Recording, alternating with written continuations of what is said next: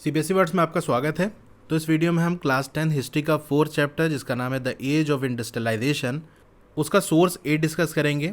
इससे पहले के चैप्टर्स के जो सोर्स और बॉक्स का वीडियो है वो अपलोड हो चुकी है। अगर आपको देखना है तो डिस्क्रिप्शन में आपको लिंक मिल जाएगा, वहाँ से आप देख सकते हो। विल थॉर्न उन लोगों में से एक था जो कि seasonal work, loading bricks and doing odd jobs, इस तरह के जो काम होते हैं उनकी तलाश में निकलने वाले लोगों में से एक बंदा ये विल थॉर्न भी था।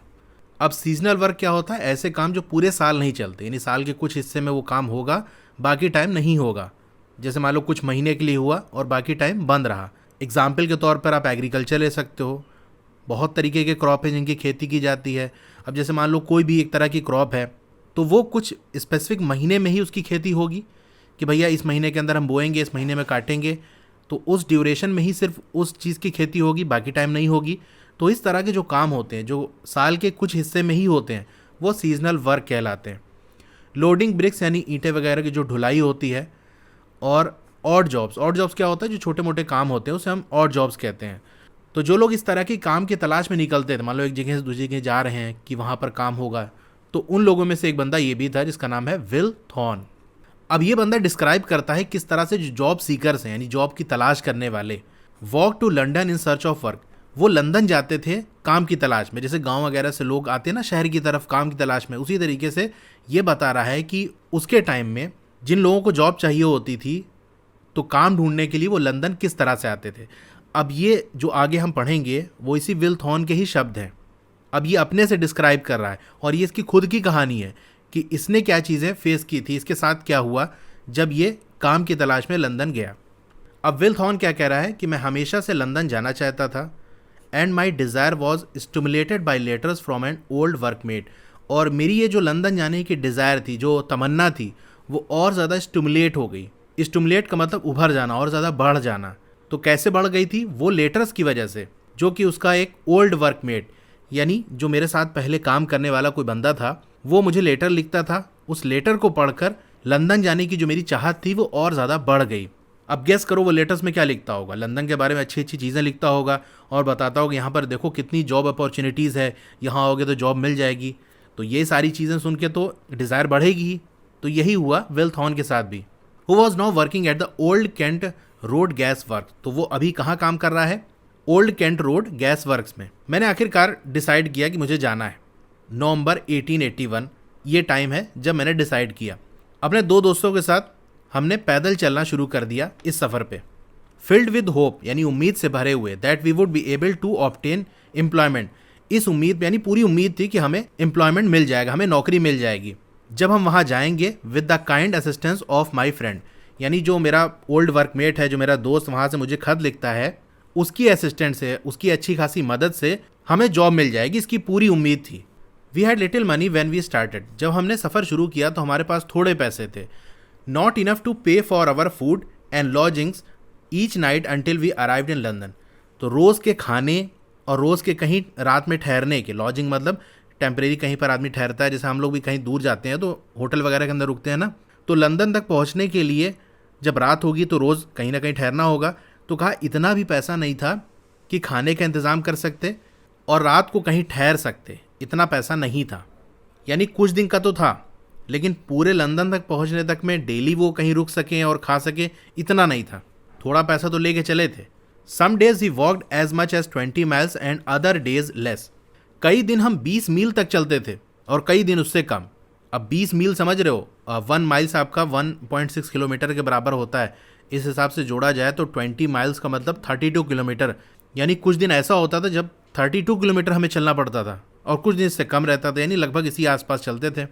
हमारा जो पैसा था वो ख़त्म हो गया at the end of third day, तीसरे दिन हमारा पैसा ख़त्म हो गया। जैसा कि ऊपर बताया गया था कि लंदन तक पहुंचने तक का पैसा नहीं था कि डेली रुक सके, तो 3 दिन तो वो अपना कहीं रुक लिए, पैसा वैसा दे के खाने होने का सब कुछ था, लेकिन 3 दिन के बाद पैसा पूरा ख़त्म हो गया। 2 रात हमें बाहर सोना पड़ा। एक दिन हमें अंडर अ हे स्टैग यानी जो आपका भूसे का ढेर होता है वहाँ पर हमको सोना पड़ा, और एक दिन एन ओल्ड फार्म शेड, एक पुराना सा जो खेत था उसका शेड वगैरह था, तो उस शेड के अंदर सोना पड़ा। जब हम लंदन पहुँचे तो हमने दोस्त को खोजना शुरू कर दिए, लेकिन हमें नहीं मिला। कौन सा दोस्त? वही जो लेटर लिखा करता था, जिसके लेटर को पढ़ के मेरी डिज़ायर बढ़ गई थी, मेरी जो तमन्नाएं थी बढ़ गई थी कि यार अब तो लंदन जाना ही जाना है। तो उसी दोस्त की लेटर पढ़कर पहुंच तो गए हम लंदन, लेकिन पहुंच के जब अपने दोस्त को ढूंढने लगे तो मिला ही नहीं। भाई कहाँ से मिलेगा, इतने बड़े शहर के अंदर एक बंदे को ढूंढना है जैसे घास में सुई को ढूंढना। हमारा पैसा ख़त्म हो गया था, इसलिए हमारे पास कुछ भी करने को नहीं था सिवाय इसके कि हम चलते रहें अनटिल लेट नाइट, यानी देर रात तक हम चलते रहे। अब जब रात हो गई तो भाई कहीं सोना पड़ेगा, कहीं ठहरना पड़ेगा, and then try to find some place to sleep. तो दिन भर तो चल रहे थे, रात में फिर ये हुआ कहीं ढूंढो कहाँ सोया जाए। तो हमें एक जगह मिल गई, एन ओल्ड बिल्डिंग, एक पुरानी सी बिल्डिंग थी, वहाँ मिल गई। तो वहाँ पर हमने रात गुजारी। अगले दिन क्या था, संडे था। लेट इन आफ्टरनून, देर दोपहर में, we got to the Old Kent gas works. तो हम कहाँ पहुँचे, Old Kent gas works, and applied for work. और हमने अप्लाई कर दिया, फॉर्म भर दिया कि भैया हमको यहाँ पर नौकरी चाहिए। टू माई ग्रेट सरप्राइज, मुझे बहुत ज़्यादा ताज्जुब हुआ, the man we had been looking for, जिस आदमी को हम ढूंढ रहे थे, किसको ढूंढ रहे थे, अपने दोस्त को, जिसका लेटर पढ़ कर आए थे और उसके बाद लंदन पहुँचने के बाद ढूंढ रहे, मिल ही नहीं रहा था। तो बहुत ज़्यादा ताज्जुब हुआ जब हम उस बंदे को जिसको हम ढूंढ रहे थे वो क्या कर रहा था, was working at that time. वो उस टाइम इसी जगह काम कर रहा था जहाँ पर इन्होंने अप्लाई किया था। यानी वो लंदन से देखो लेटर लिखता था और लंदन के बारे में बताता रहा होगा, लेकिन इनको ये नहीं पता था वो काम कहाँ करता है। तो ये लंदन तो चले आए उसको सुन के, अब शहर में ढूंढ रहे हैं उस बंदे को, कहाँ पता चलेगा। फिर जब इनको ये समझ में आ गया कि भैया आप तो बंदा मिलेगा नहीं, तो चलो अपने से ही कहीं कोशिश करते हैं। तो ओल्ड कैंट गैस वर्क में गए, वहाँ अप्लाई कर दिया। जब अप्लाई करे तब पता चला अरे भैया जिसको हम ढूंढ रहे थे वो तो यही काम करता है। तो स्टार्टिंग में देखो जो लिखा था उससे कंफ्यूज नहीं होना। देखो यहाँ स्टार्टिंग में बताया था ना कि वो काम करता था Old Kent Road gas works में, तो ये बाद में पता चला जब वहाँ पर अप्लाई कर दिए, तब जब वहाँ उससे मिले तब पता चला अरे अच्छा तुम यहाँ काम करते थे। वरना अगर इनको पता होता यही काम करता है तो डायरेक्ट ना चले जाते, ढूंढने की क्या ज़रूरत पड़ती। He spoke to the foreman, उसने फोरमैन जो वहाँ का सुपरवाइज़र टाइप का होता है, तो इनके जो दोस्त था जो वहाँ पहले से काम कर रहा था उसने बात की, and I was given a job, और मुझे एक जॉब मिल गई। तो ये पूरी कहानी थी विल थॉर्न की, उन्हीं की ज़ुबानी। अब ये जो बात है वो कहाँ पर लिखी है, quoted in Raphael Samuel Comers and Goers. तो एक बंदा है जिसका नाम है राफेल सैमुअल, उसने एक किताब लिखी है, उसका नाम है कमर्स एंड गोअर्स, आने वाले और जाने वाले। उस किताब के अंदर ये जो है विल थॉर्न की जो बातें हैं वो लिखी हुई हैं।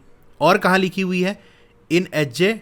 DISE and Michael Wolff eds the Victorian city, images and realities 1973, यहाँ पर भी लिखी हुई है।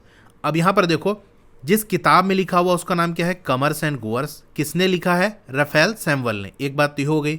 दूसरा कहाँ लिखा हुआ है, the Victorian city images and realities, ये नाम है किताब का जिसके अंदर लिखा हुआ है। किसने लिखा हुआ है, H J. Dyos and Michael wolf.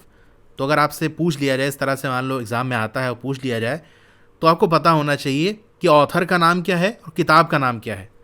क्योंकि ऊपर वाला तो कुछ समझ में आता है, नीचे वाला समझ नहीं आ रहा है कि कहाँ पर कौन सा किताब का नाम है, कौन सा ऑथर का नाम है। तो इसीलिए मैंने बता दिया, यहाँ से लेके यहाँ तक ये ऑथर का नाम है और ये उस किताब का नाम है जहाँ पर ये बातें लिखी हुई हैं। तो इस तरह के जो सोर्स और बॉक्स की वीडियो है उसको मैं एक अलग से प्लेलिस्ट में कर दूंगा। उस प्लेलिस्ट का नाम होगा 10 SST सोर्स एंड बॉक्स। तो वो प्लेलिस्ट होगी, उस प्लेलिस्ट का लिंक आपको इस वीडियो के डिस्क्रिप्शन में मिल जाएगा, वहाँ से आप देख सकते हो। तो आपको वीडियो कैसी लगी कमेंट करके ज़रूर बताइए। अच्छी लगी हो तो लाइक करिए, और अगर आप चैनल पर नए हैं तो सब्सक्राइब ज़रूर करिए। उसके बगल में एक बेल का आइकन होगा, उसको दबा के ऑल पे क्लिक कर देंगे तो जब भी नई वीडियो आएगी आपको मैसेज आ जाएगा। Okay, thank you.